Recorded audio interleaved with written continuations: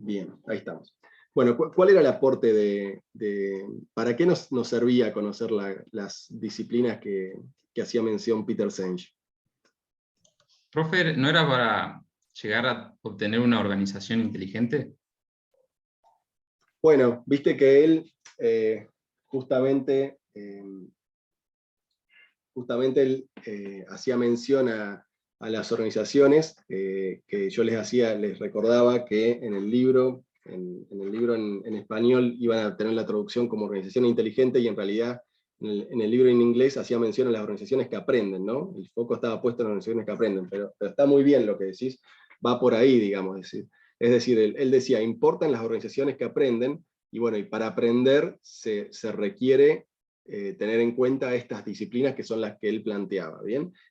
Y sobre eso vimos algunas cuestiones que estaban más vinculadas con las personas, bueno, todas vinculadas con las personas, ¿no? Pero algunas hacían más énfasis en cada persona, como esto del dominio personal, ¿bien? Y habían cuestiones vinculadas con el trabajo en equipo, la visión compartida, bueno, y los modelos mentales, ¿bien? Y la quinta disciplina, que con eso cerraba estas 5 disciplinas que él hacía mención. Pero todo eso nos aportaba a entender qué cuestiones teníamos que tener en cuenta al momento de pensar la gestión en las organizaciones, ¿no? Y sobre todo en el marco de esto que también veníamos hablando, que era la gestión del cambio, ¿no? El cambio y esto como premisa. Ahora, algo que en algún momento conversamos en la clase pasada, el cambio está muy vinculado con la cultura de las organizaciones, decíamos, ¿no? ¿Están de acuerdo con eso? ¿Se acuerdan que algo hablamos? Sí, sí. Bien, ¿y por qué estaba vinculado con la cultura de las organizaciones?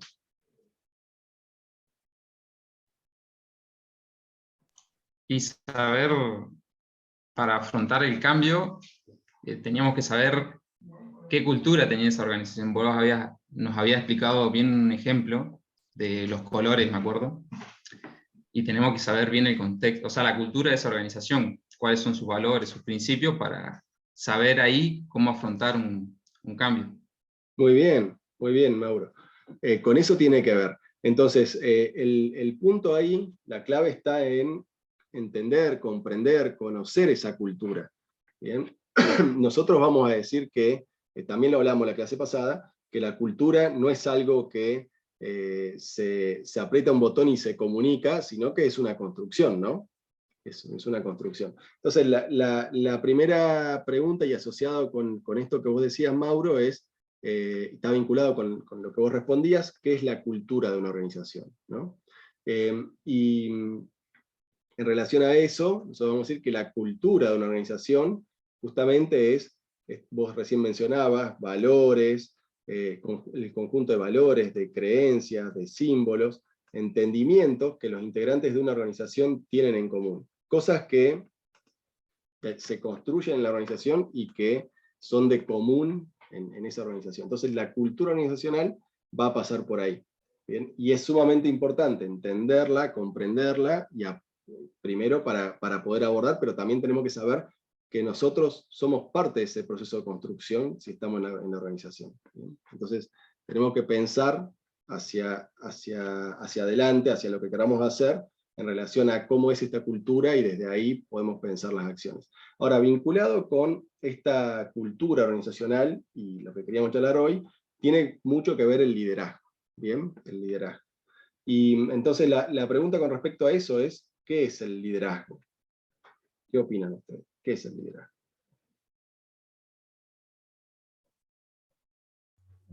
Es como la capacidad que tienen las personas para liderar un equipo, o ser como para influenciar un equipo, una cierta cantidad de personas.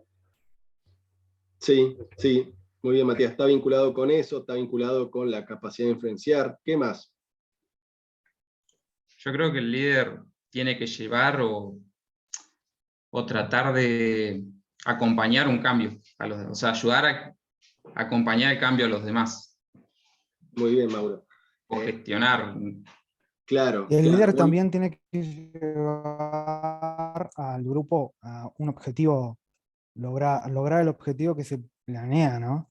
llevarlo hasta la meta, que es el propósito. Sí, sí, muy bien, Edgar. O sea, tomo lo de Eh, Mauro en el sentido de acompañar y demás, de ser de alguna manera la persona que acompaña, que guía en ese camino, y sumamos lo que vos decís, Edgar, está muy bien, la cuestión de tener claro hacia dónde vamos, cuáles son esos objetivos y demás. ¿Bien? Bien, ¿qué Profe, más? una consulta. Yo tenía como idea de líder una persona que como que era innovadora, ¿no? Una persona que por ahí resalta con su idea y lleva al grupo, es como que esa persona solo tenía como un líder, ¿no? Otra vez, Martín, la persona que... Como diciendo una persona que te motiva, ¿no? A sacar por ahí, digamos, las mejores cualidades de una persona, como que esa persona yo la tenía considerada como líder, ¿no? Sí, sí, sí, sí. Sí, una persona que logra que cada persona pueda dar lo mejor de sí, está bien, está muy bien. Ahí Lucía va a aportar, es alguien que motiva, bien, tiene que ver con la motivación, el liderazgo, está muy bien. También por ahí saber identificar cada persona en dónde se va a desempeñar mejor. Sí, poder identificar cuál es el mejor lugar en el cual cada persona va a poder desarrollarse, está muy bien, con eso tiene que ver. Bueno, excelente. La verdad que está bastante claro la idea, digamos, el liderazgo es eso y es mucho más, pero está asociado con todas estas ideas que ustedes están comentando. Ahora vamos a ver un poco más en ¿Puede detalle. ser que el liderazgo también esté relacionado con la estabilidad emocional? Eh, bueno, digamos, el estilo de liderazgo que se practique, bueno, seguramente va de alguna manera a influenciar en la emocionalidad de las personas, ¿no? Y también de los mismos líderes. O sea, seguro que tiene que ver con eso también. Bueno, nosotros vamos a decir que los líderes, que es un fenómeno el liderazgo, un fenómeno social que surge como resultado de varios procesos de influencia recíproca entre los miembros de un grupo, donde los líderes, vamos a decir, son agentes del cambio. ¿Bien? Los líderes son agentes del cambio. Es decir, personas cuyos actos afectan al resto de las personas en mayor grado que los actos de estos últimos afectan a los líderes. Bien, esto como una cuestión más general. Pero lo importante en este aspecto es que vamos a entender que los líderes son de alguna manera estos agentes del cambio, esto que venimos hablando, cómo gestionar el cambio. Bueno, el liderazgo es clave y los líderes, las líderes, son parte de esa necesidad de gestionar ese cambio, ¿no? De cómo abordar el cambio. Bien. Ahora decimos que, como bien decía recién Belén, que está relacionado directamente con la motivación. A través del liderazgo se puede inspirar a las personas a trabajar hacia un objetivo cuyo logro es la recompensa en sí misma, digamos, es decir, eso que uno hace porque realmente siente que lo quiere hacer y porque le gusta y porque lo motiva, ¿no? Con esa idea de motivación. Ahora, ¿qué se necesita para ser líder? ¿Bien? ¿O qué cosas son importantes tener en cuenta? ¿Qué se puede desarrollar para qué habilidades se pueden desarrollar o qué requisitos tenemos que tener en cuenta al momento de pensarnos como líderes o pensar los líderes en una organización? Bueno, algunos de ellos, nosotros vamos a hacer mención a algunos, algunos de ellos tienen que ver con esto, ¿no? Primero, que creo que Edgar hablaba, tener objetivos claros y precisos. Bien, si el líder no tiene claridad de cuáles son los objetivos, difícilmente entonces podamos tener un camino que nos conduzca hacia algún buen lugar, ¿no? En algún momento la cosa no va a andar, porque vamos a estar yendo hacia algún lado que no representa hacia dónde tenemos que ir. Bien. Tener una estrategia y un plan para alcanzarlos. El líder tiene que saber cómo se va a dirigir, cómo va a avanzar hacia ese objetivo y qué se necesita. Tener conocimientos y habilidades, es decir, poseer los conocimientos y las habilidades para poder alcanzar esos objetivos, van también de la mano. Poder tener herramientas y habilidad para comunicar. La comunicación, en el caso del liderazgo, es clave. ¿Bien? Cómo se comunica, de qué manera, cuándo, cómo interactúa la persona que lidera con el resto de las personas, es clave en todo esto. Realismo y criterio, es decir, la capacidad para simplificar y centrarse en lo principal para aprovechar todos los esfuerzos eficientemente. Carisma también es parte, habilidad para coordinar esfuerzos y liderar grupos. En cuanto al carácter, tener tenacidad a pesar de los obstáculos, disposición y esfuerzo personal con tal de lograr los objetivos, vocación de servir, ¿bien? Convicción de que los intereses del grupo están por encima de los personales, incluyendo los suyos. ¿Bien? Y lograr los resultados positivos, obviamente, si no es capaz de obtenerlo, el líder de alguna manera va a perder confianza con el grupo y no va a funcionar. Bien, estos son algunos de los requerimientos que podríamos pensar al momento de pensar en las cuestiones vinculadas con el liderazgo. Y en cuanto a las funciones, y vinculada con estos requerimientos, ¿qué tenemos? Bueno, por un lado, conseguir los fines propuestos, establecer prioridades y planear, atribuir funciones y responsabilidades, ¿bien? Eso es muy importante, mantener y fortalecer la cohesión del equipo, resolver tensiones y conflictos, motivar, percibir la necesidad del cambio, percibirla, adelantarse, poder entender y ver de qué manera gestionarlo, planear y administrar y controlar el cambio, vinculado con eso, aumentar la eficiencia de los procesos y atender al personal. ¿Bien? También funciones vinculadas con la función del líder. Ahora, ¿qué estilos de liderazgo podemos tener en relación a esto? Bueno, pueden haber dos, podemos encontrar distintos, ¿no? Pero a priori podemos hacer una primera clasificación en dos. Aquellos liderazgos vinculados o orientados a la tarea, y aquellos orientados a las personas. ¿Bien? ¿Cuáles son los orientados a la tarea? Bueno, aquellos donde el líder tiene una preocupación o está pendiente para que las cosas se logren y se alcancen de acuerdo a lo previsto, ¿no? Es cómo el líder orienta los esfuerzos a que se logren ciertos resultados. Y aquellos que están orientados a las personas, es la preocupación que tiene el líder por los sentimientos de los colaboradores y por conservar un ambiente de buenas relaciones. Es decir, hay liderazgos que se preocupan más por cómo generar el bienestar en las personas que trabajan, y otros se preocupan más por los resultados. ¿Cuál es la idea de esto? Digamos, estos estilos de liderazgo se pueden encontrar. La idea de todo esto, lo mismo que de los requerimientos y las funciones, es que no los vamos a encontrar de manera única y pura en cada uno, sino lo que vamos a tener es mezclas. Hay liderazgos donde van a tener una parte, digamos, donde van a tener una componente que va a estar orientada a la tarea, y otros, obviamente, orientados a las personas. Habrá que ver en qué nivel se desarrolla cada uno, ¿no? Pero va a ser importante poder encontrar un equilibrio entre estos dos estilos de liderazgo. ¿Bien? Y vinculado con el liderazgo aparecen dos conceptos que están muy asociados y que siempre se suele hablar al respecto, que es el poder y la autoridad, ¿no? Es el poder que tiene un líder, una líder, y la autoridad que tiene. Y la pregunta acá ¿es lo mismo el poder que la autoridad?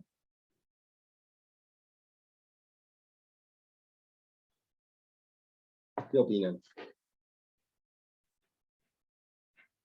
Ahí lo vi a Francesco que decía que no. Creo que no, porque el poder está impuesto, es la persona que tiene poder, el cargo más jerárquico, y la autoridad se logra por convencimiento, creo yo, porque le puedes dar una orden, pero el peso de la orden, ¿tiene autoridad? Para Bueno. mí hay una diferencia en la capacidad de influir de las personas, y también en lo que es el hecho de hay un factor de dominación, ¿no? El poder te da el factor de dominación sobre la otra persona. Claro, sí, sí, está bien. El poder te da un factor, una capacidad de dominación, dependiendo de qué tipo de poder tengas, ¿no? Sobre la otra persona. ¿Y la autoridad, entonces? Para mí se basa en la capacidad, o sea, en la capacidad de influir en las otras personas. O sea, puedes tener autoridad sin necesidad de ejercer dominación sobre las personas. ¿Podés tener autoridad? Perdón, Francesco, otra vez. ¿Podés tener autoridad sin necesidad de ejercer dominación sobre las personas? Bueno, Sí, No sé si el concepto está bien, pero bueno, tiene algo que ver, por ahí va. ¿Qué más sobre la autoridad? ¿Qué más podemos decir? ¿Cómo se logra la autoridad? Mientras le pido un segundo, que están golpeando la puerta, un segundo.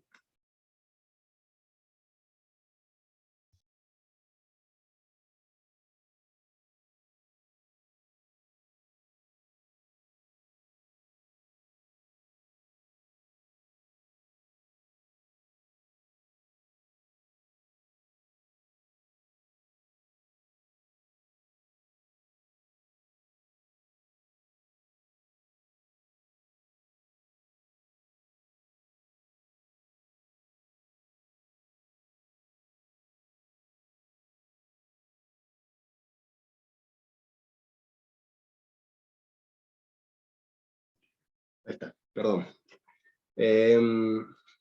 Bien. Para mí, profe, la autoridad se logra con el conocimiento, con la experiencia, también con las responsabilidades. Hay momentos en que uno tiene que ser más autoritario que otros momentos. Creo que va como todo ese conjunto.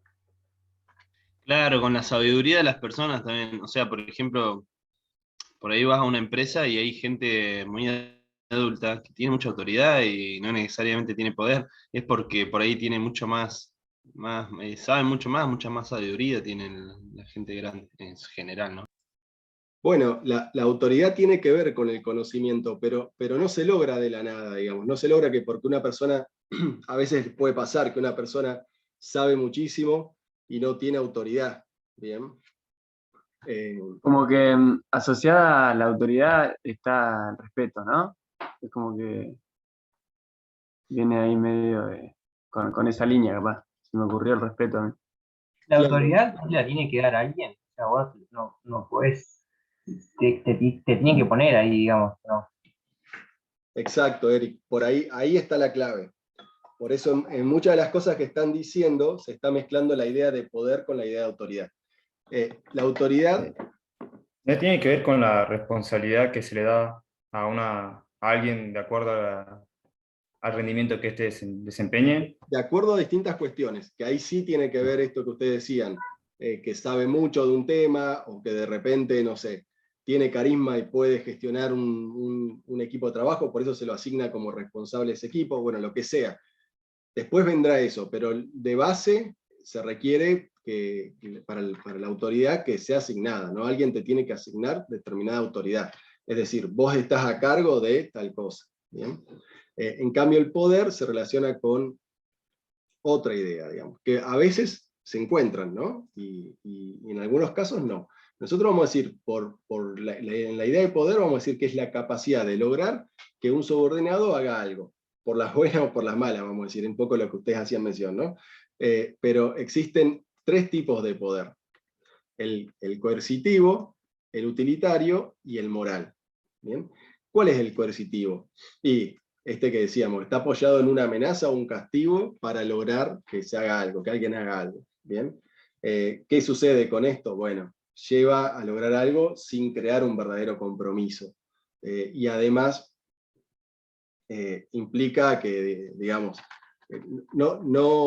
lejos está de lograr la motivación este tipo de poder, ¿no? Es utilizado solo en situaciones extremas o excepcionales. Después tenemos el poder utilitario, que es el que se vincula con, digamos, el premio o el castigo, si no, en términos de premio, si no lo lográs, ¿no? Una vez que se ofrece para hacer algo y en función de que se hace o no se hace, se tiene ese premio, esa zanahoria. Tiene el riesgo de acostumbrar a los miembros de un equipo a funcionar en base a premios, a zanahorias, y que cada vez eso se vuelva más difícil de gestionar. ¿Bien? Y además puede conducir al individualismo y no al trabajo en equipo. Obviamente... Es como una espada de doble filo, ¿o no? Sí, sí, sí. Tengamos en cuenta que nosotros estamos haciendo aportes conceptuales de la teoría sobre la gestión del liderazgo, pero que en realidad estamos generalizando situaciones, digamos. Acá lo que nos vamos a encontrar es que van a haber situaciones donde esto va a suceder, puede digamos, que conduzca al individualismo, puede que se genere más, puede que se genere menos, va a depender de muchos otros factores, ¿no? Pero en general sí pasa eso. Es un arma de doble filo, decían recién. Sí. Profe, una consulta. Sí. Supongamos, o sea, el presentismo, ¿no? El presentismo en el sueldo. ¿Es una parte del poder utilitario? ¿Se puede considerar como un poder utilitario, ya que, digamos, si faltás, es como que no tenés ese premio, digamos, de la zanahoria? Sí, igual está asociado con cumplir ciertos requisitos para cobrarlo. No sé si yo lo vincularía tanto con el poder utilitario. Pero sí, en definitiva, Sería como una herramienta que utiliza el poder. Claro, sí. Los incentivos en general están más vinculados con esta idea. ¿Bien? Es decir, llegás a determinado resultado, haces tal cosa, tenés un premio aparte. Bien. Después podemos ver qué parte de eso está más vinculado con la idea de poder y qué parte de eso está más vinculado con otras cuestiones al momento de gestionar de una organización, ¿no? Pero digamos, la idea del poder utilitario se vincula mucho con la lógica de los incentivos. Y ahí, con respecto a los incentivos, lo que nosotros vamos a decir en la materia es que hay que tener muchísimo cuidado con cómo se gestionan y cómo se aplican estos incentivos. Porque justamente pueden llevar a que sea algo muy difícil de controlar o que logren o que se llegue a tener un efecto contrario, ¿bien? Del que se quiere. Por eso nosotros cuando hacemos mención a este tema, por ahí acá o más adelante lo vamos a retomar seguramente, siempre decimos, ojo que motivación no tiene nada que ver con incentivación o incentivo. ¿Bien? Los incentivos no tienen nada que ver con la motivación. Una cosa es incentivar para que algo suceda y otra cosa es motivar para que algo suceda, ¿no? Entonces, eso es muy importante, tener en cuenta esa diferencia. Y el incentivo tiene que ver con esto del premio, con esto de la idea utilitarista del planteo, ¿no? Si llegás a tal nivel de producción o si se llega a tal nivel de productividad, se cobra un determinado bono o lo que sea. Todas esas cuestiones, nosotros no decimos ni que están mal ni que están bien, sí decimos hay que tener mucho cuidado por cómo se implementan. La experiencia, la experiencia que tenemos en ese sentido es que muchas veces, lo hemos visto en muchas organizaciones, que se utilizan incentivos que se aplican mal y después generan un montón de problemas hacia adentro de la gestión de las organizaciones. Entonces, no quiere decir que no haya que aplicarlos, hay que tener muchísimo cuidado. Yo le podría contar muchas experiencias sobre eso. A veces les suelo contar la de una fábrica de madera de acá de la zona que pagaban un bono de productividad. No sé si ustedes la escucharon esa, no sé si los que ya son recursantes. No, yo no. Bueno, ¿No era la de los troncos? Que agarraban los más gruesos o algo así, ¿puede ser? Esa, no, vos estuviste. Claro, el año pasado les contábamos que había una empresa con la que estuvimos trabajando que lo que tenían pagaban un bono por productividad y la productividad implicaba llegar a cierto nivel de producción. Era una empresa que se dedicaba a hacer cajones de madera con madera laminada. En realidad lo que hacían era un laminado, luego se hacía un pegado y un prensado de la madera. Se laminaba la madera, que básicamente se tomaba un tronco, se lo pasaba por un torno, el torno giraba, sacaba una lámina, esa lámina se cortaba, se secaba, se le ponía pegamento y se la prensaba. Y una vez que se prensaba, se cortaba y se hacían los cajones. Y lo que tenía esta empresa que pagaba tenía un bono por productividad. Entonces, ¿qué pasaba? Trabajaban con 2 turnos, turno mañana y turno tarde. Y lo que sucedía era que llegaban los camiones, descargaban los troncos de madera en la planta, y la planta agarraba, tomaba los troncos, los llevaba al principio de la línea y iniciaba el proceso. Era poner el tronco en la línea, avanzaba el tronco automático por la línea, llegaba al torno y ahí lo colocaban en el torno y lo empezaban a laminar. Pero, ¿qué sucedía? Y está muy vinculado con la gestión de procesos y sobre todo lo que es la puesta en marcha y la puesta a punto de los procesos. En el torno, que era el primer proceso que tenía en la planta, lo que sucedía era que cuando se empezaba a laminar un tronco, cuando el tronco tomaba cierto diámetro, ya no se podía seguir laminando, se sacaba y se ponía uno nuevo y se volvía a laminar. A medida que se iba achicando el diámetro, que se iba girando, lo iban laminando, el tronco se sacaba y lo cambiaba. Y lo que pasaba era que, claro, a medida de que si yo tengo muchos más cambios en el torno, si yo tengo que estar sacando un tronquito que ya no lo puedo seguir laminando y colocar uno nuevo, cada tiempo de esos es un tiempo que se llama un tiempo muerto, es una pérdida, digamos. Entonces lo que hacían en el turno en el turno por la mañana, principalmente, lo que hacían era agarrar y tomar los troncos más gruesos, los más grandes, los laminaban primero. Entonces yo tenía muchos menos cambios, y claro, después ¿qué pasaba? Venían los del turno tarde y se encontraban que les habían quedado los troncos de menor diámetro. Entonces ahí se generaban un montón de problemas. Claro, los del turno mañana llegaban al objetivo que se les pedía, los del turno tarde no, habían un montón de problemas internos también vinculados con esas decisiones. Bueno, toda una situación que en realidad la empresa buscaba un nivel de productividad determinado y por eso establecía eso, pero lo habían implementado mal, entonces lo que generaba era el efecto contrario. Es más, desbalanceaban la línea, porque durante la mañana tenían tiempos de setup mucho menores que durante la tarde. Entonces la línea que estaba balanceada para un determinado tiempo de proceso más tiempo de setup, se terminaba desbalanceando. Bueno, además de todo el malestar, bueno, un montón de cosas que en vez de lograr la productividad que se quería, generaba el efecto contrario.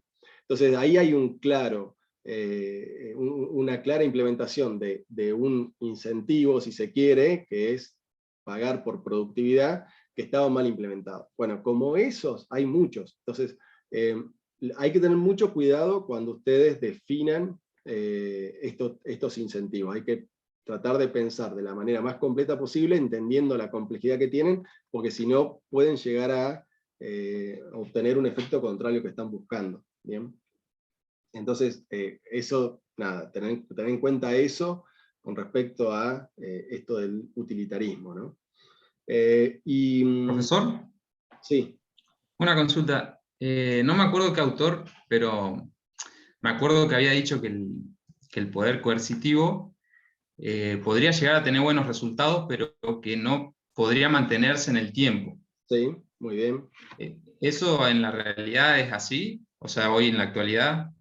Sí, o sea, a ver, el poder coercitivo puede tener buenos resultados al principio, pero es muy difícil sostenerlo en el tiempo. Pues llega un punto, vos pensás en los distintos ejemplos que pudiéramos llegar a poner sobre la mesa hoy. Sin ir más lejos, pensá en las situaciones de guerra y demás, digamos, donde ahí sí se ve un poder coercitivo claro, ¿no? Al principio vos podés sostener una posición de fuerza y mantenerla un tiempo, pero no te va a durar para siempre, es muy difícil sostenerla en el tiempo. Y hacer eso en las organizaciones, en un plano mucho menos agresivo, obviamente, pero también es difícil, digamos. Creer que uno va a poder sostener una situación de poder en una organización de manera coercitiva, no, por ahí, o gritando, o levantando la voz, y por ahí te va a durar un tiempo, pero no, va a ser difícil sostenerlo. Está muy bien, Mauro. ¿Y hay algún caso en el que diga, en alguna organización que hayan dicho, bueno, usamos esto un tiempito para tener por poco tiempo un buen resultado y después cambiamos o algo así parecido, ¿no? Y mira, que hayan conocido. Que yo conozca así, deliberadamente así, no. No, lo que suele suceder es que, mira, las organizaciones, la realidad es que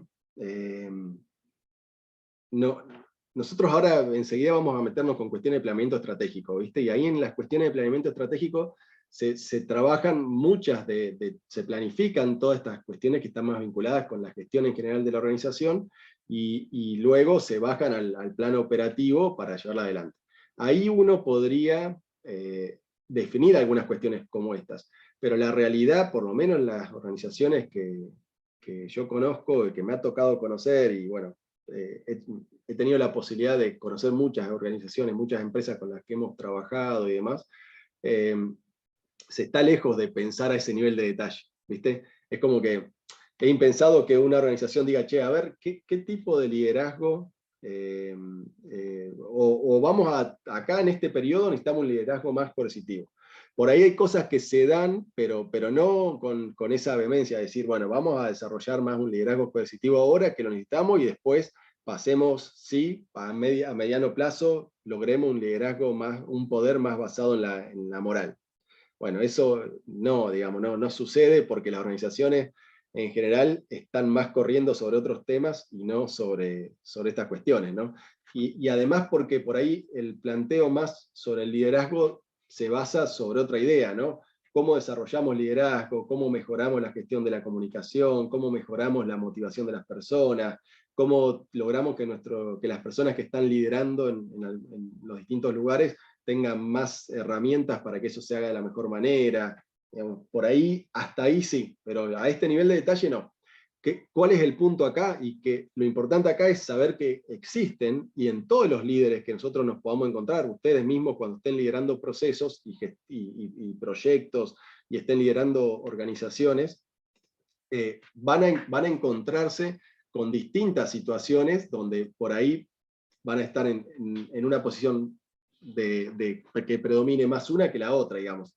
Como les decía hoy, no es que hay una sola y que de repente hay un líder que es solo coercitivo.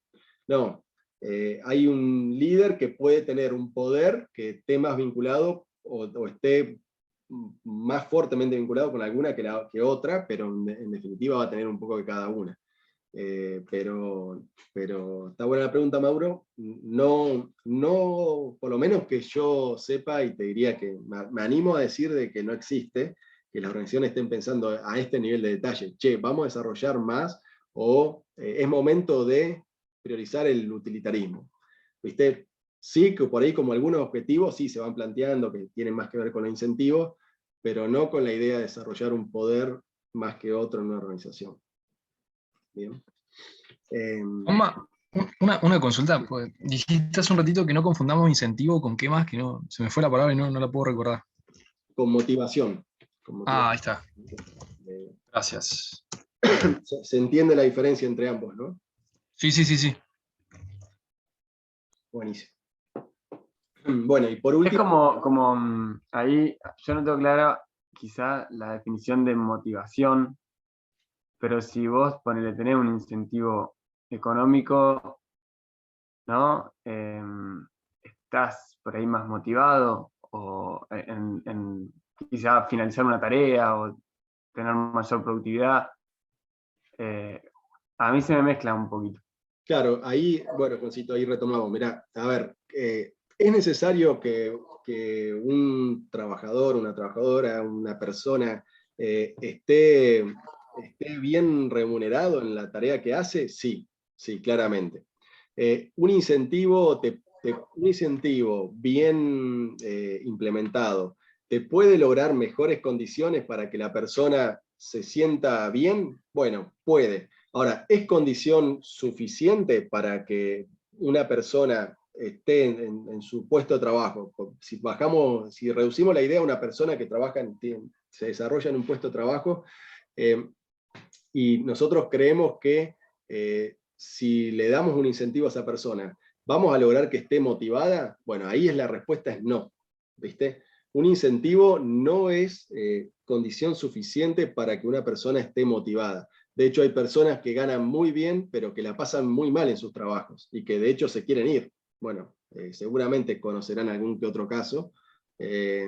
Digamos, el incentivo, digamos, la cuestión más, si se quiere, más económica, más utilitaria del planteo, no necesariamente va a lograr que las personas estén motivadas. Vos podés tener claro, no es condición, claro, digamos... se necesita, a ver, si vos tenés, una persona puede estar muy motivada y estar cobrando más o menos, o estar cobrando mal, y capaz que la motivación le va a durar un tiempo, pero probablemente en algún momento nada, eso no va a funcionar tampoco, digamos. Vos necesitás que las personas, obviamente, estén bien remuneradas, pero lo importante es que se entienda de que por más que, digamos, vos tenés un escenario donde las personas están trabajando y están trabajando desmotivadas y demás, y vos pensás que porque coloques un incentivo les vas a cambiar el escenario, si a eso voy, si ese es el planteo, entonces lo que nosotros vamos a decir es, no, probablemente eso no va a suceder, porque la motivación es otra cosa, ¿bien?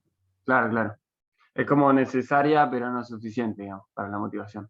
El incentivo económico. O quizá no el incentivo, pero que esté bien paga la persona. Claro, que una persona esté bien pago es necesario. Ahora, el incentivo es otra cosa. Vos podrías tener un incentivo y capaz que está bien implementado y te ayuda, pero no por eso vas a lograr que una persona que no está motivada se motive. ¿Bien? Claro, claro. Porque la motivación tiene más que ver con que uno hace. Ahí está la habilidad del líder de poder conocer a las personas con las que trabaja. Sí, claro, influye Para mucho. saber llegar a la motivación. Claro, influye mucho el líder en todo eso. Porque imagínense que una persona que no tiene claridad de lo que tiene que hacer, que además cuando está haciendo algo surgen un montón de problemas.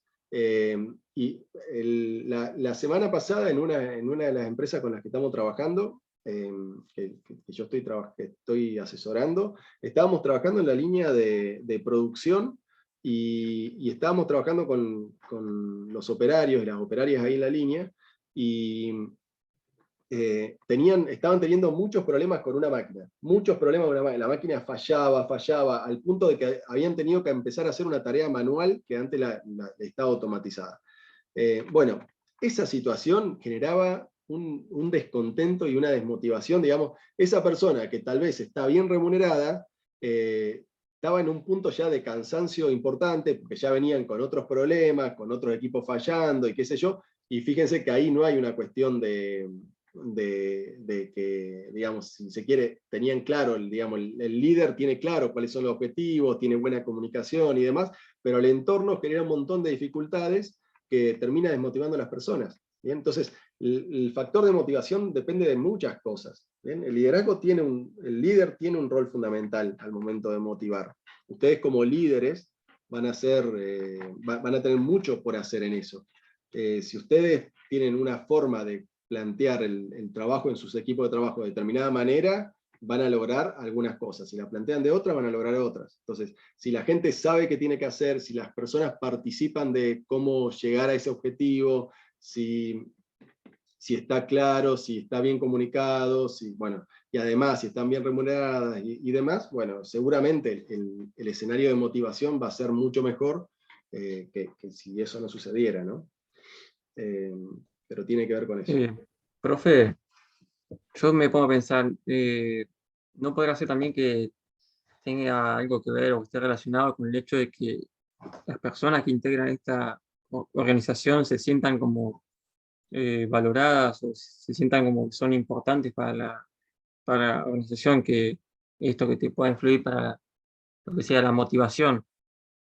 Sí. Más supongo que con eso también te puede influir mucho que la persona se sienta motivada para desempeñar su tarea o cualquier función que tenga que hacer. Sí, sí, pero entendamos lo siguiente, eso se construye, digamos. No es que, vuelvo otra vez al ejemplo del que hablábamos antes, no es que aprieto un botón y la gente está motivada, ¿bien?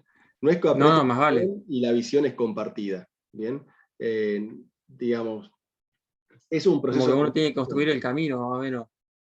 Sí, sí, es un camino que recorre la organización y recorren las personas que integran esa organización. Entonces, dependiendo cómo se plantee el camino ese y cómo sea ese desarrollo, van a lograr más o menos cosas en uno o en otro sentido.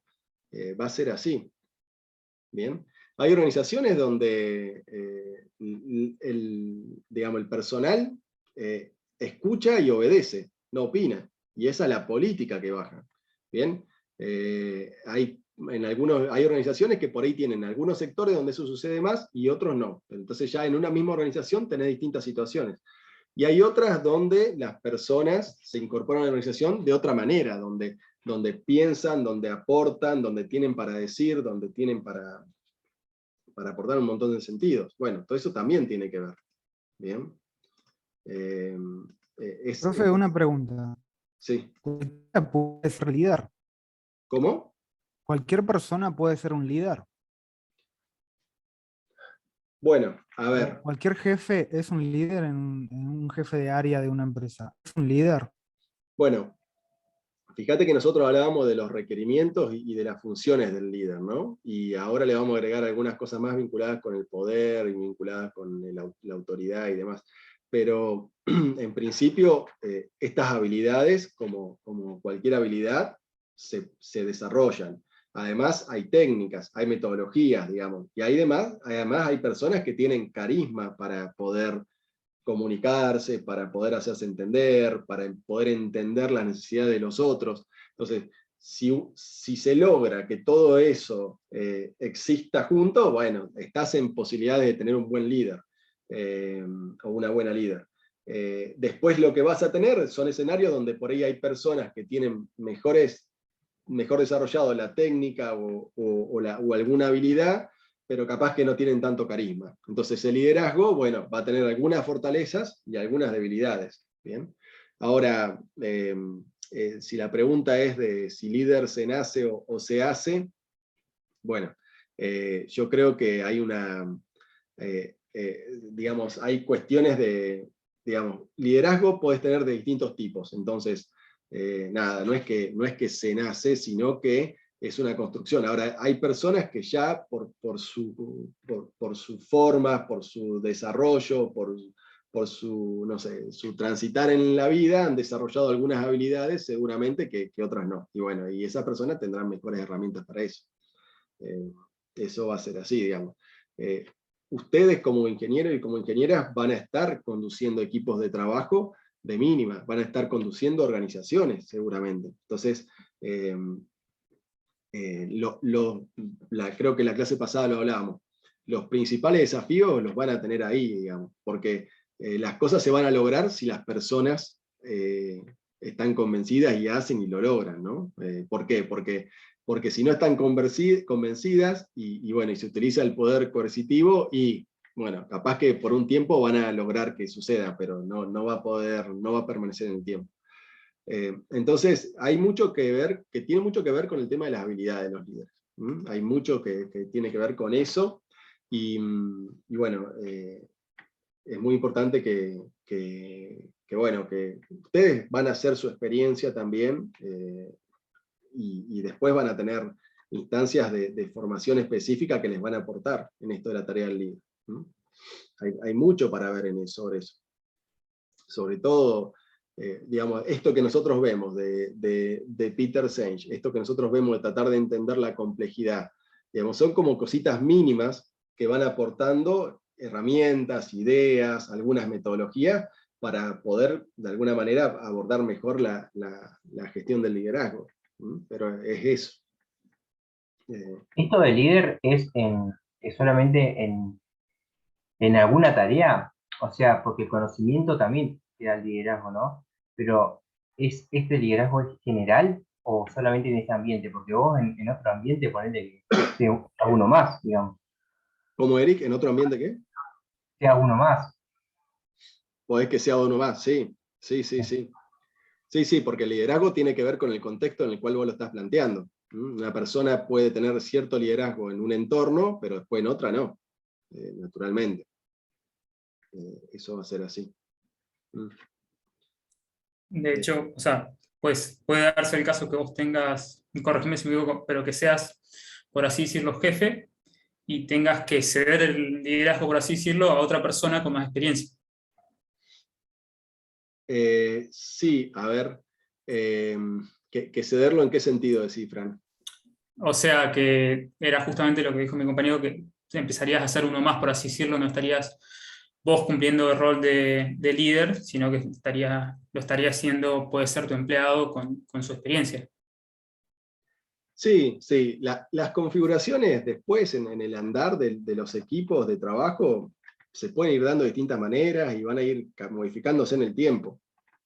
De repente capaz que una persona toma el rol del líder en algún determinado momento, donde, digamos, la función la puede desempeñar mejor. Puede ser que eso suceda, digamos, pero, a ver, en definitiva, ¿qué es lo importante de esto? Bueno, entender que el liderazgo es sumamente importante en la gestión de las organizaciones. De hecho, la ISO 9001, que ustedes después dentro de poco ya nos vamos a meter con la norma ISO 9001, tiene un capítulo completo de los 10 que tiene, y el capítulo 5 es el que habla de liderazgo, ¿bien? Así que, digamos, la norma de referencia para la gestión de las organizaciones destinó un capítulo a esto, digamos, por poner un ejemplo del tema. Es sumamente importante porque para la gestión del cambio, como decíamos hoy, se necesita gestionar el liderazgo, porque si no hay liderazgo, y bueno, va a ser mucho más difícil gestionar ese cambio. Entonces, lo importante es comprender eso. Después saber de que el liderazgo, como todo el resto, se construye, y a partir de ahí, a partir de esa construcción, surgen un montón de cosas, pero esa construcción requiere de desarrollar habilidades en las personas, de tener claridad de cuál es la visión de la organización, de que esa visión sea compartida, bueno, todo un montón de cosas de las que venimos hablando. Pero entendamos esto como una parte más de la gestión de las organizaciones, que no se nos puede escapar, que es el liderazgo. ¿Bien? Entonces, permítanme avanzar un poquito y luego retomamos, en todo caso. Nosotros dijimos, está el poder coercitivo, veníamos hablando de poder, está el coercitivo, el utilitario y el moral, que sobre el moral lo que vamos a decir es que se basa en el valor que se concede al propio líder y lo que éste trata de llevar a cabo, ¿no? Y está muy vinculado con esto, con la ejemplaridad, y el respeto por la convicción y el esfuerzo que tiene un líder, pero sobre todo el dar el ejemplo. Acá dice, bueno, es el poder por excelencia de los líderes. En realidad, el poder moral es el que, digamos, de los otros, el que puede durar más en el tiempo si se logra sostener, ¿no? Pero está muy vinculado con el ejemplo. Entonces teníamos el coercitivo, vinculado más con la idea de amenaza o castigo, el utilitario con la idea de premio, y el moral más con la idea del ejemplo, ¿no? Entonces, a partir de ahí, 3 tipos de poderes. Y vinculado con esto de los poderes, habíamos hablado sobre la autoridad, ¿no? Ahora bien, nosotros habíamos dicho distintas cuestiones de la autoridad, recién ustedes comentaban. Fíjense que lo que vamos a decir nosotros es que es la facultad que se otorga a una persona para tomar decisiones y exigir la realización de las acciones necesarias para que se cumplan esas decisiones. Pero lo importante acá es esto: la autoridad se otorga, ¿no? Entonces, por ejemplo, yo digo que durante la clase digo que Fran va a estar a cargo de evaluar la participación de todo el resto de las personas de la clase. ¿Bien? Entonces ya le estoy asignando autoridad para una determinada tarea. ¿Bien? Entonces la autoridad está vinculada con eso, con una facultad que se otorga a una persona, ¿bien? Para que pueda tomar decisiones, hacer, exigir y demás. ¿Bien? Esa es la diferencia que tiene con el poder. Y tenemos a priori, también en una idea reduccionista de la cosa, 3 tipos de autoridad. Nos vamos a encontrar con muchas más, pero vamos a hacer una primera clasificación en estas 3. La jerárquica o la formal, ¿bien? ¿Cuál es la jerárquica o la formal? Bueno, concedida por la dirección, se tiene en razón del puesto que se ocupa, es el último recurso a utilizar expresamente, y se recomienda utilizarla solo cuando la necesidad o urgencia del asunto lo requiera.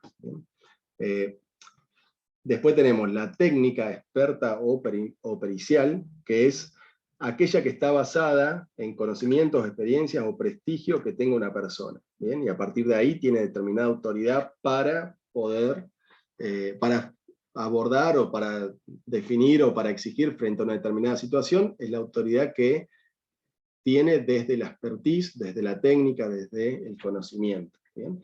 Y la última es la autoridad personal o carismática, que está basada en el valor, carisma y capacidad de atracción de una persona respecto de sus seguidores. En función de estas cuestiones se pueden configurar distintos tipos de autoridades. ¿Bien? Ahora bien, en las organizaciones nosotros nos vamos a encontrar con autoridad jerárquica establecida. ¿Bien? ¿Qué va a suceder? En el mejor de los casos, lo que debiera suceder es que eso esté claro, que esté comunicado, que se sepa. Bueno, en muchos de los casos, lo que sucede es que no está claro, no se comunica, o se comunica una parte y otra no. ¿Cómo pueden comunicar las organizaciones, o dónde definen las organizaciones la autoridad jerárquica? ¿En qué herramienta de gestión? Es un gráfico conocido que se suele encontrar en las organizaciones. Un organigrama, ¿no? Claro, en un organigrama, ¿bien? En un organigrama.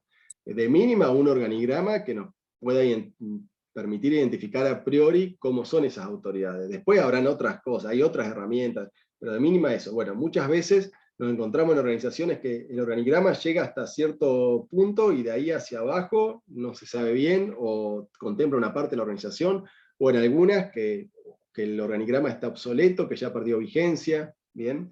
Entonces con esas cosas nos vamos a encontrar. Ahora, de mínima tiene que estar clara la autoridad jerárquica. También la autoridad, en algunos casos será a través de una jerarquía establecida, y en otros casos va a tener que ver con la expertise o el conocimiento. Capaz que una persona en determinado momento tiene mayor autoridad que otra persona que está por un puesto jerárquico encima. ¿Por qué? Porque se está tratando sobre un punto específico. ¿Bien?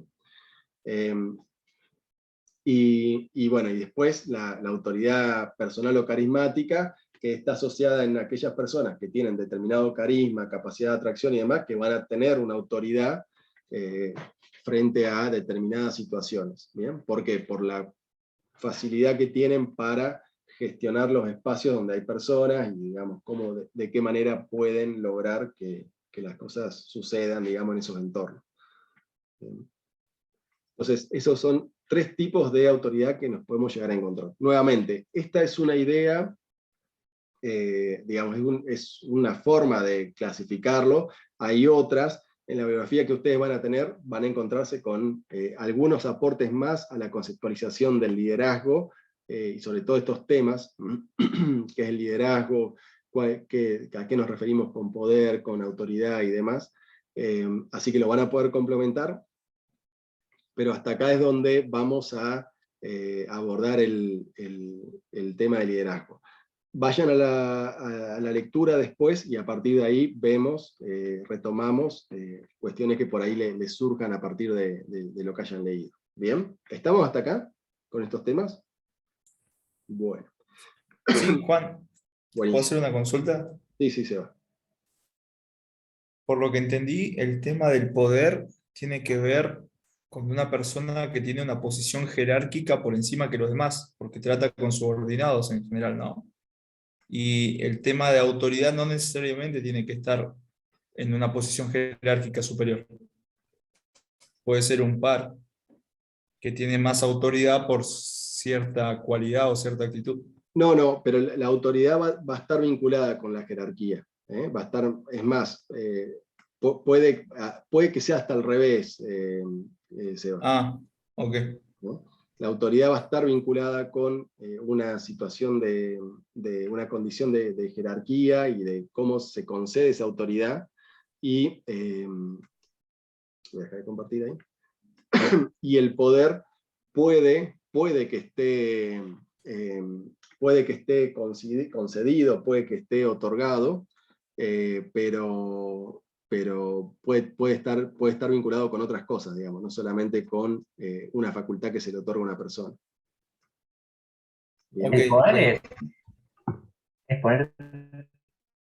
es ponerte ahí de prepo, ¿no? Sería eso. Como Eric, se me cortó ahí. Disculpame. Que sería imponerte de prepo nomás.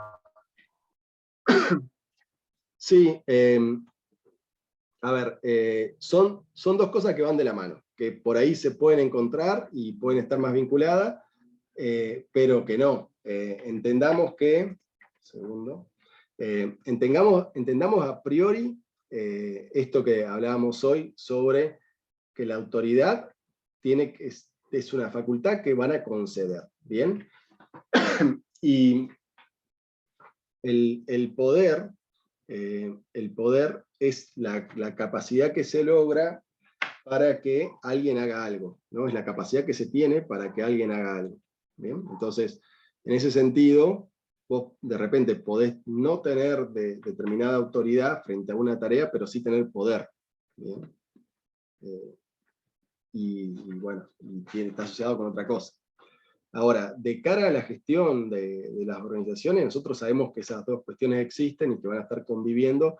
Lo importante es que entendamos qué tipo de poder queremos que se desarrolle y qué tipo de autoridad queremos desarrollar. ¿Bien? Y con eso, cómo se logra un determinado nivel de liderazgo.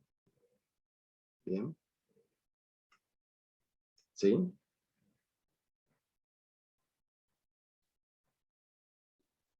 Claro, vos decís que, o sea, podría ser o por las buenas o por las malas, por así decir. No, yo lo que digo es que, en Para el definitiva... poder, digo, ¿no? ¿Cómo, Pablo? Hablando del poder. Hablando del poder. Claro, nosotros cuando que haga las cosas, ¿no? Pero puede ser o por las buenas o por las malas, por así decirlo, ¿no? Claro. Hay veces donde si el poder se torna coercitivo y está más vinculado con un castigo, ¿bien? O se torna utilitario, está más vinculado con un premio, bueno, está más asociado con esa idea. Pero obviamente que vos después vas a tener una estructura jerárquica y bueno, y después habrá que ver cuánta de esa estructura jerárquica tiene realidad hacia el funcionamiento real de la organización, y qué otras cosas suceden y que no están tan vinculadas con esa estructura de jerarquía que se define. Digamos, lo ideal sería que esa estructura que tiene una organización sea la estructura que corresponde, digamos, las autoridades tengan las facultades y el poder para poder realizar las cosas. A veces no va a ser, no va a ser del todo directo eso, ¿no? A veces puede ser de que una persona tenga autoridad, pero que no tenga tanto poder para cambiar las cosas, ¿no? No, a mí me queda dando vuelta para entender bien el poder. Pensé que lo había entendido, pero al parecer es más general. Por ejemplo, podría ser el abuelo de una familia grande, digamos, que porque es mayor, porque tiene más conocimientos, él se podría imponer desde el poder, porque no tiene ninguna autoridad. Claro, podría ser. Habría que ver cuál es la organización que vos estás planteando, y en función de eso analizarlo, pues, digamos, depende de cuál es la organización. No sé, la familia, bueno, podría ser. Claro, sí. Claro. Tiene varios hijos, qué sé yo, y esos hijos tienen hijos, qué sé yo. Claro. Por un ejemplo, sí, ¿no? Sí. Es como una herramienta, ¿o no? El poder. Yo entendí eso. Como que vos designás autoridades dentro de una organización y después en todos los, digamos, escalones tenés como esa herramienta que es el poder, ¿o no? Vale. Sí, vos designás, o sea, las autoridades están y a la vez existe el poder, digamos, y hay personas que tienen mucha autoridad y que tienen tal vez no tanto poder, o al revés. Hay líderes que tienen, que lideran porque tienen un poder determinado y tal vez al momento de tener autoridad no lo tienen, digamos, pero son líderes igual. ¿Bien? Muchas veces en los equipos, capaz que hay una persona que coordina, pero capaz que el que lidera es otro, es una persona que no tiene el cargo de coordinador, sino que está a la misma altura que el resto de los integrantes del equipo. Y sin embargo, lidera el equipo ese. ¿Y por qué? Y porque de repente capaz que tiene, no sé, tiene conocimiento, tiene la expertise, o tiene la capacidad de, no sé, de convocar a los otros, en mayor medida de que lo pueda hacer una persona que tiene la autoridad normalmente asignada. Pero eso es un tipo de autoridad, ¿o no? O sea, fuera de la jerárquica, como que sería poner una autoridad técnica o carismática, ponerle. Sí, pero puede que no esté asignada, y no esté reconocida y esté sucediendo. Pero ¿cómo diferencias el poder de esas, o sea, esas aptitudes, ponele, fuera de la autoridad designada, la jerárquica. Las aptitudes van en la autoridad técnica y carismática, ¿no? Pero el poder ya es como son herramientas de la organización, ¿o no? O también van esas aptitudes de quien sea, de la persona. Claro, no, el poder va a estar vinculado con las personas, Juancito. El poder va a estar vinculado con las personas. Y son distintas formas de ejercer el poder, para lo cual vos podés tener situaciones de autoridad o no, pero digamos, vos podés tener una situación de autoridad jerárquica y además distintos estilos de distintas formas de ejercer el poder en esa organización. Vos podés tener una persona que es un líder de equipo y que ejerce el poder, no sé, principalmente utilizando premios, ¿viste? Entonces, ¿está asignado la autoridad formalmente? Sí. Está designado como, no sé, coordinador del equipo, jefe del equipo, o líder, llamarlo como quieras, ¿bien? Y además, ¿qué tipo de poder ejerce? Y principalmente utilitarista, digamos, es decir, si sus integrantes del equipo logran los resultados, les asigna un premio, si no, no les da premio, ¿bien? Y ese es un tipo de poder que ejerce una persona con determinada autoridad. Bien, ¿Te hago una pregunta? Pues, en contraposición de lo que decían mis compañeros, se me ocurría, ¿no?, que dos personas que tengan la misma autoridad, uno sobre otro puede ejercer poder para beneficio propio. Y el hecho de la manipulación verbal, ¿eso estaría dentro del poder utilitario o sería otro tipo de poder que nos enmarcan estos tres? No, en realidad la manipulación verbal, si se quiere, es una herramienta que una persona puede tener, ¿no? Que la puede tener mal o bien intencionada, ¿no? Pero ya la idea de manipulación es como que da alguna noción de mala intención, ¿no? Vos estás manipulando una situación. Pero es más una herramienta, ¿bien? Y que está más vinculada con la comunicación. Es una herramienta muy necesaria para los líderes. Bien. Pero sí, está muy bien. A ver, es muy importante para ustedes, para nosotros, para los que estamos acá en este espacio, desarrollar habilidades de comunicación. En eso hay mucho para hacer, para aprender y demás. Pero, por ejemplo, de mínima, alguna formación en PNL siempre sirve, siempre aporta, porque te da herramientas para poder entender la comunicación, para poder comunicarte mejor, sobre todo en escenarios donde uno gestiona la comunicación, donde hay muchas personas, donde tiene que comunicar situaciones todo el tiempo, gestionar equipos de trabajo y gestionar reuniones. Bueno, esas técnicas brindan buenas herramientas para desarrollar esto específico que es la comunicación. Por decir una, ¿no? Hay muchas. Hoy en día se trabaja mucho en eso, hay mucho para hacer, ¿no? Para especializarse en un tema. ¿Es como un curso en un PNL? Claro, PNL es programación neurolingüística. Es una técnica para gestionar la comunicación, digamos, una metodología, no sé. Yo he hecho alguna formación, digamos, no soy experto en el tema, pero sí he hecho alguna formación y sé, o sea, sirve mucho, te brinda herramientas para poder manejar un entorno donde hay, digamos, comunicarte en un entorno donde hay muchas personas y demás. Bien. Está bueno. Sí, sirve como complemento, digamos, a la formación nuestra, sin duda. Así que bueno, ¿estamos hasta acá? ¿Avanzamos? ¿Les parece?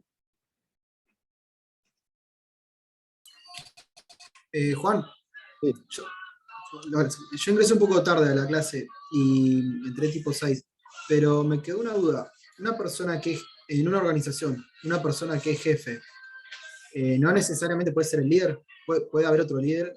Ahí está.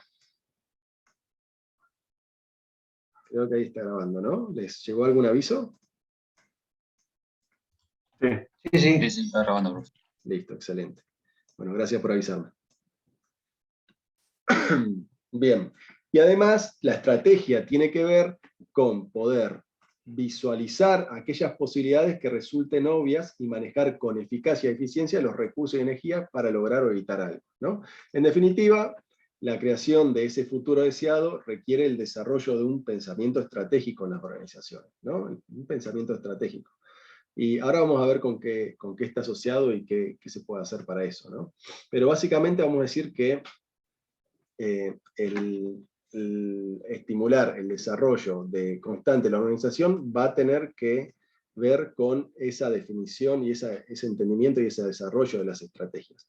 Cuando pensamos en las estrategias, pensamos en, por un lado, implementar acciones que permitan sostener ventajas competitivas, comprender esto que veníamos hablando, comprender la complejidad y la dinámica del contexto, qué sucede con el contexto y qué complejidad hay asociada, y en función de eso, qué hago, ¿no? También tiene que ver con identificar hacia dónde queremos ir con la organización, cuál es el propósito, cuál es la naturaleza, pensar y hacer, conocer dónde debe hacerse, a quién deberá consultarse para hacer, y diseñar los planes con la mejor rapidez y excelencia posible, ¿no? Entonces, todas estas cuestiones son como básicas para poder desarrollar la estrategia. Y el pensamiento estratégico y la gestión estratégica en una organización lo podemos pensar de distintas maneras, pero si lo asociamos con la satisfacción de las necesidades del consumidor, bien, si pensamos en el usuario, en el cliente, bueno, ahí para poder pensar en la estrategia tenemos que hacer algunas acciones vinculadas con eso. Y en ese sentido tenemos que tener claro quiénes son nuestros consumidores, cuál es el mercado objetivo, cuáles son esos consumidores, y en ese sentido cómo se segmenta ese mercado. Bien, llegamos a todos, el mercado, llegamos a algunos llegamos de determinada manera con determinados productos, a otros llegamos con otro tipo de productos. Bueno, ese mercado objetivo lo tenemos que tener identificado y tiene que estar claro, y sobre todo tenemos que saber cómo está segmentado. ¿Bien? ¿Cuál es la percepción de los consumidores sobre lo que hacemos, ya sea un servicio o un producto? Tenemos que poder identificar cuáles necesidades están insatisfechas y además poder identificar aquellas necesidades potenciales, ¿bien?, que podamos identificar, y a partir de ahí trazar nuevas estrategias, nuevos rumbos, tal vez nuevas unidades de negocio, dependerá de la situación. Pero en el plano del consumidor importa todo esto al momento de pensar la estrategia. Desde la posición o desde la ventaja competitiva que se quiera lograr, bueno, es importante poder analizar los competidores, saber quiénes son, descubrir cuáles son las necesidades de esos competidores, comparar valores y costos, y también poder anticipar acciones. Y a nivel de la capitalización de las fuerzas para la empresa, bueno, tenemos que tener claro cuáles son nuestras fortalezas, cuáles son nuestras debilidades, listarlas. Vamos a ver que hay una herramienta que se llama FODA, que ustedes seguramente ya la han escuchado, es muy sencilla y muy importante al momento de poder pensar y diagnosticar la situación de una empresa para pensar una estrategia, que está asociada con la idea de identificar fortalezas y debilidades, también amenazas y oportunidades, ¿no? Pero fortalezas y debilidades es parte de poder, de esa herramienta y de poder tener bases para plantear la identificación de las mejores estrategias posibles. Buscar nuevas posibilidades de desarrollo, evaluar el portfolio de negocios, evaluar la cartera de negocios. No solamente la cartera de negocios o el portfolio de negocios, sino también de productos. Pueden ser negocios o pueden ser productos. Hay organizaciones que tienen varias unidades de negocios y cada una tiene diferentes productos o servicios. Hay algunas que tienen una sola unidad de negocios que tendrá uno o varios productos y servicios. Bueno, todo eso va a conformar una cartera de productos o de negocios que tenemos que poder evaluarla, revisarla y estar pensando cómo y qué tenemos que hacer, ¿no? Y obviamente buscar oportunidades y amenazas, esto que les decía, complementario a las debilidades y las fortalezas, que cuando yo pienso en las debilidades y las fortalezas de una organización, pienso más hacia el contexto interno de la organización. Y cuando pienso en las oportunidades y amenazas, pienso en el contexto externo, qué sucede en el entorno en el cual se desarrolla esa organización, y cuáles son las oportunidades que se pueden presentar o que se presentan, y cuáles son las amenazas. ¿Bien? Ahora, bien, como axioma básico para pensar esto, nosotros vamos a decir que la clave consiste en descubrir la esencia de lo que significa valor para el consumidor o el usuario. ¿Bien? Entonces, ¿cuál es el valor para el consumidor o el usuario? ¿Bien? Y proveer ese valor de la mejor manera. Hoy ustedes contaron sobre varios de los proyectos que tienen, y algunos ya están, o sea, está claro cuál es el valor para el usuario. Cuando pensábamos en los módulos húmedos, bueno, ahí está claro cuál es el valor, están pensando, tienen identificado el usuario. Ahí yo lo que le preguntaría por ahí al grupo que estaba con los módulos húmedos es ¿cuál es el mercado? ¿Dónde está? ¿Cuál es el mercado objetivo? ¿Cómo lo han identificado? Obviamente que lo vamos a tener que tener con alguna claridad posible que nos permita luego saber de qué manera podemos o no impactar con ese proyecto. ¿Bien? Un segundito.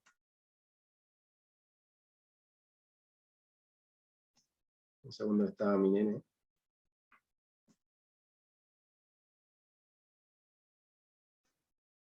Bien. Entonces, en función de esto, y de las estrategias que podamos pensar, sobre todo con los proyectos que ustedes van a estar desarrollando, hay algunas herramientas y algunos métodos que nos van a ayudar a pensar esa estrategia. ¿Bien? Una primera cuestión para pensar la estrategia es que definamos lo que se conoce como, lo que se conoce en el marketing como las 4P, ¿bien? Que básicamente son 4 necesidades de valor del cliente que se les suele decir 4P porque empiezan con la letra P, y están asociadas con distintos aspectos que el cliente o el usuario les va a incorporar como valor, digamos, sobre los cuales nosotros tenemos que pensar. Uno es el producto o el servicio. ¿Bien? Entonces ahí para pensar los proyectos de ustedes. ¿Está claro cuál es el producto o servicio del proyecto de ustedes? ¿Bien? Pensemos en el caso del feedlot, que ahí el proyecto era poder producir el alimento para el feedlot. Entonces ahí hay que tener claro cuál es el producto o servicio, porque en ese caso, si el proyecto va a ser ese, el producto no va a ser el feedlot, sino que el producto que ustedes van a estar haciendo con el proyecto es el alimento para ese feedlot, ¿no? Es como ahí vamos a tener un cliente interno, posiblemente. Lo digo para pensar, capaz que después ustedes terminan, lo que va a suceder en esta primera etapa, entre esta semana, la que viene y la otra tal vez, es que ustedes hagan alguna redefinición de ese proyecto, lo cual no va a estar mal. Así que lo voy diciendo como para ir pensando. El precio, por otro lado, ¿bien? ¿Cuál es el precio asociado del producto que ustedes están pensando comercializar y cómo lo van a establecer? ¿Ya tienen claro cómo van a definir el precio? ¿Bien? ¿Qué pasa en muchas organizaciones con el precio? Se suele definir en función de un valor de mercado. ¿Bien? Eso puede que esté bien o no, no vamos a decir, no vamos a hacer un juicio de valor sobre eso. Lo que sucede muchas veces, que sí es un problema, es que se establece un precio sin tener claridad de qué. ¿Qué les parece? De los costos. De los costos. Muchas veces pasa eso. Hay organizaciones que tienen un valor de venta de su producto, de su servicio, pero que lo tienen establecido en función de un valor de mercado que saben que es el que existe, pero no tienen claridad de los costos. De hecho, nosotros estamos ahora trabajando en una empresa que estamos trabajando justamente sobre la estructura de costos, porque nos hicieron ese planteo. Nosotros necesitamos saber el costo de nuestro producto, un producto que es un producto que se usa en las perforaciones de los pozos, y que se tiene un valor de venta que es el que utilizan, pero no conocen el costo asociado con esa operación, que es la de manufactura y la del alquiler del mismo. Bueno, eso pasa mucho en las organizaciones. Entonces, el precio es, ¿cómo van a definir el precio? ¿Conocen los costos? ¿Conocen cuál es el margen? O sea, ¿cómo definen el margen una vez que tengan identificados los costos? ¿Conocen el precio de mercado para ver si con esos costos pueden competir, con esos costos y con ese margen? Bueno, cuestiones que vamos a tener que preguntarnos en relación a nuestro proyecto. ¿Bien? La promoción ¿A qué nos referimos con promoción? Bueno, a todas aquellas actividades que nos sirven para difundir, para promocionar, para comunicar y demás nuestro producto. No está asociado solamente con la idea de la publicidad. Muchas veces asocian esta P con la idea de la publicidad. La promoción es mucho más que eso. ¿Bien? ¿Cómo promociono, cómo se promociona lo que se hace? El servicio o el producto que se presta. Y la plaza o la distribución. ¿Cuáles son los canales? ¿Cómo llego? ¿Cuál es la conveniencia con la cual voy a hacer que mi producto o mi servicio llegue a donde tiene que llegar, ¿no? Esas son estas 4 son las que se conoce como 4P en el mix de marketing, y son como cuestiones de mínima que tenemos que ir definiendo para poder pensar nuestro proyecto. Entonces, acá, paréntesis sobre esto, van a tener que identificar para el proyecto de ustedes cada una de estas 4P. ¿Bien? Antes de detenerme un poquito en eso, veamos un poquito más en detalle. Cuando pensamos en el precio, por ejemplo, ¿cuál es el precio de lista? Si tenemos descuentos, si tenemos bonificaciones, ¿cuál es el periodo de pago? Los planes de crédito, si es que vamos a tener o no. ¿Bien? Cuando pensamos en el producto, la variedad, la calidad, el diseño, ¿bien? Si puede ser a medida o puede ser customizable a cada cliente o no, las características. El nombre de la marca está asociado con el producto también. El empaque, el packaging, los servicios vinculados con ese producto. ¿Bien? Cuando hacemos referencia a producto, entendamos que estamos hablando de producto o servicio. Es lo mismo en este caso. De hecho, cuando veamos la norma, la ISO 9001, no va a ser una diferenciación cuando plantee sobre esto. Va a hablar tanto de producto como de servicio de la misma manera. ¿Bien? En cuanto a la plaza, ¿cuáles son los canales? Estamos pensando en la distribución. Los canales, la cobertura, en qué radio de cobertura vamos a tener, cuál va a ser la ubicación donde vamos a distribuir, los inventarios, la cantidad, el transporte, la logística para que eso suceda. Y en cuanto a la promoción, bueno, cuestiones que pueden haber vinculadas con la publicidad, con las ventas personales, si van a ser ventas personales, si vamos a trabajar estilos de ventas B2B, o van a ser ventas que las vamos a canalizar por otro tipo de sistemas, si vamos a tener, no sé, e-commerce, si vamos a trabajar no sé, con algún tipo de promoción específica, qué tipo de relaciones vamos a hacer, qué tipo de relaciones y vinculaciones. Los chicos que están pensando en el hidrógeno verde, era el proyecto, ¿no? Uno de los proyectos que mencionaron hoy, ¿puede ser? Recuérdenme. Sí, profe. Sí. Bueno, ahí también tienen que pensar ese proyecto cómo se sostiene, y me imagino que bueno, cuando piensen en eso, no solamente piensen en clientes puntuales, sino entiendo que lo están pensando en un entorno donde va a estar vinculado también el Estado, donde van a estar vinculados tal vez otras organizaciones, y demás. Bueno, ahí hay como para pensar cuáles son las relaciones vinculadas con eso.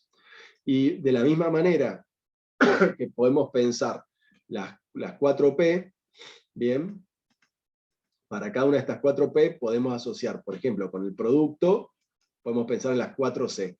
Con el producto pensamos cuál es la solución para el cliente.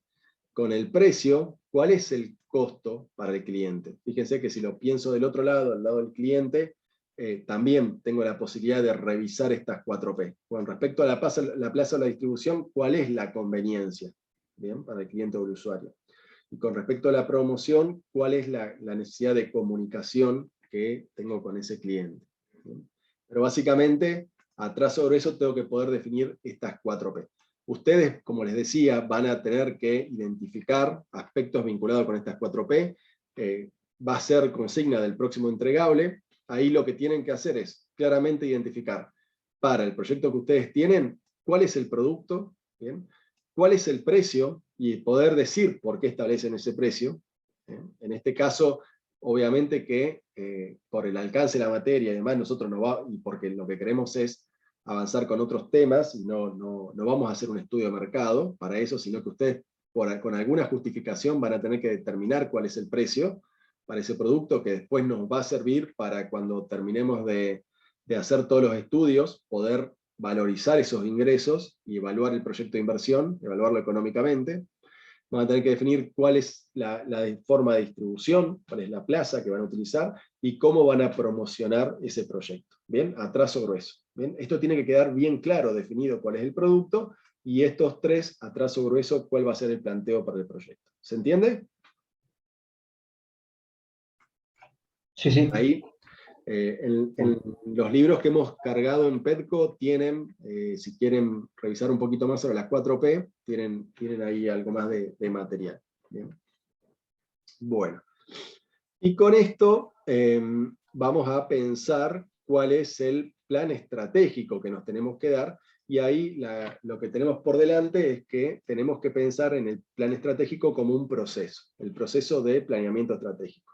El planeamiento estratégico es uno de los tantos procesos que las organizaciones tienen que gestionar y que es sumamente importante porque a partir del planeamiento estratégico lo que hacemos es pensar en el entorno en el cual estamos, cuál es nuestro contexto externo, cuál es nuestro contexto interno, cuáles son las fortalezas, las debilidades hacia adentro, cuáles son las oportunidades, las amenazas, sobre en qué cosas por ahí podemos destacarnos, cómo podemos competir, quiénes son nuestros competidores, quiénes son nuestros proveedores, cuáles son qué posibilidad tenemos nosotros de hacer un planteo a nuestros proveedores. ¿Podemos exigirle algo a nuestros proveedores o nosotros dependemos digamos, no tenemos ninguna capacidad de negociación con nuestros proveedores? Lo mismo con nuestros clientes, con nuestros usuarios. ¿Qué capacidad de negociación tenemos con los clientes usuarios? Si nosotros somos una empresa muy chiquita que prestamos servicios a la industria del petróleo y uno de nuestros clientes es YPF, y bueno, posiblemente nuestro poder de negociación como empresa micro, como empresa pequeña, con YPF sea muy bajo, ¿bien?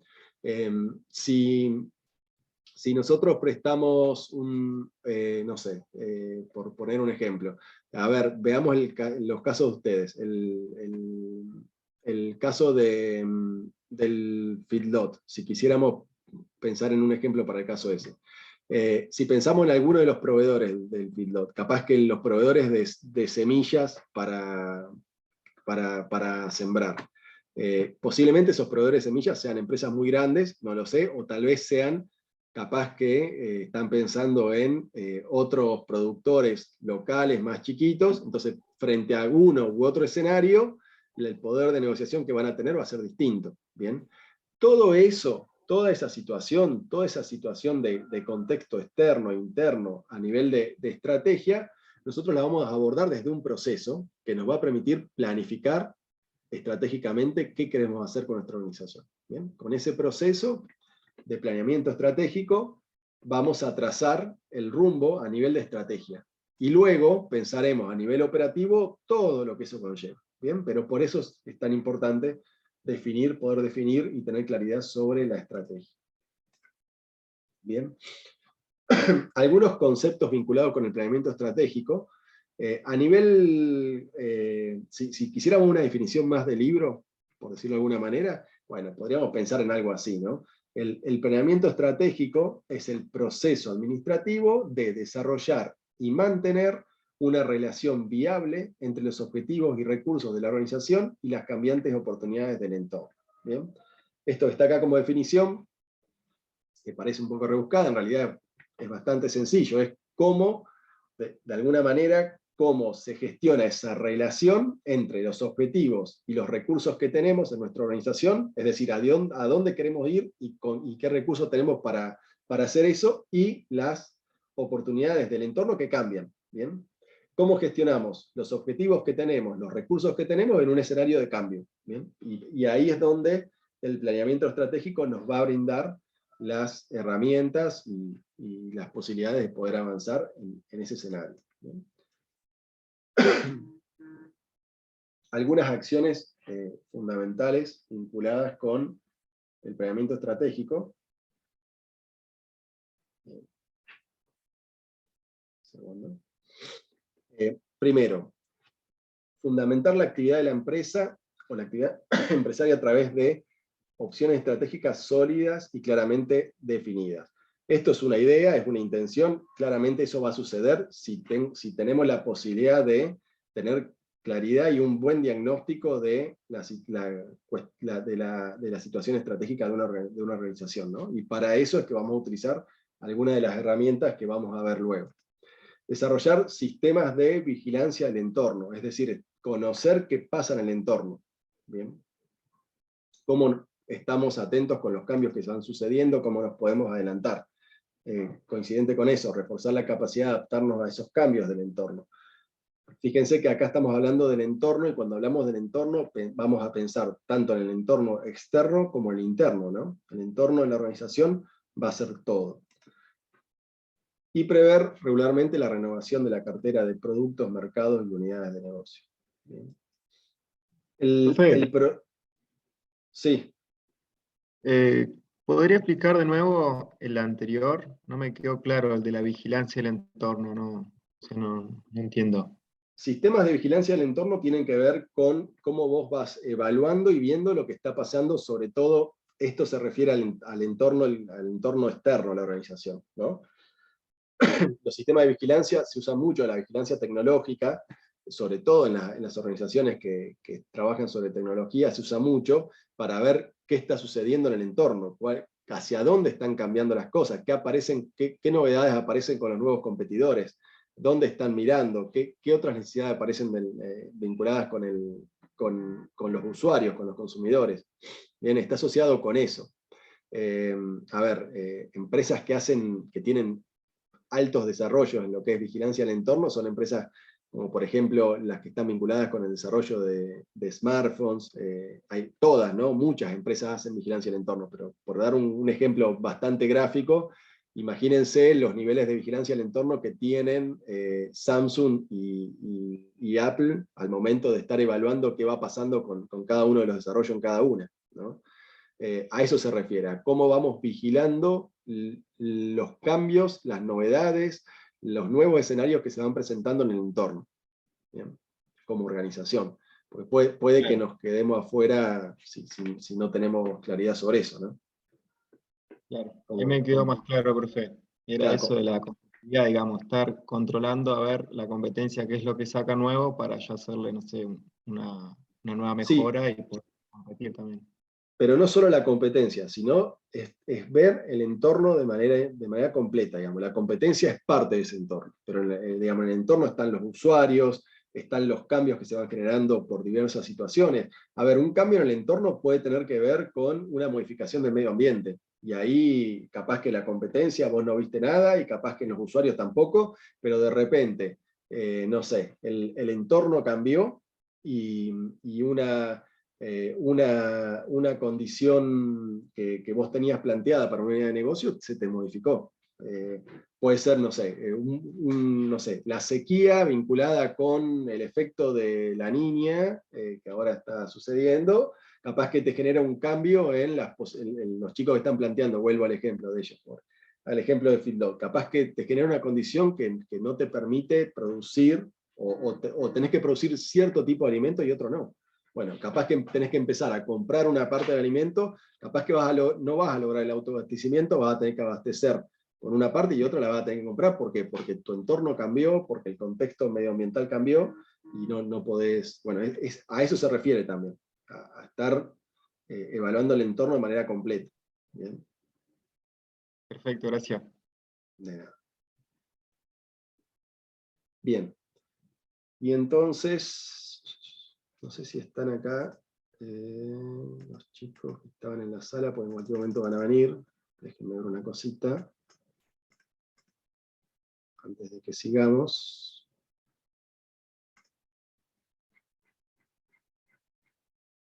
A ver. Esperen, porque estoy viendo ya son las 8:30. Voy a hacer un segundo de impasse, y les voy a preguntar a los chicos si ya quieren entrar, o si no ya les cedo el espacio, y si no terminamos nosotros. Denme un segundo que me voy a ir a la sala con ellos, a ver si ya están, y si no seguimos nosotros.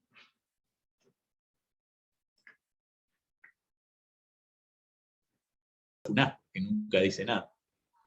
Tenemos que volver a hacerlo. Bueno, después les termino de contar la historia de Juanma. Estás grabando todavía. ¿Cuál de todas? Después, Bueno, después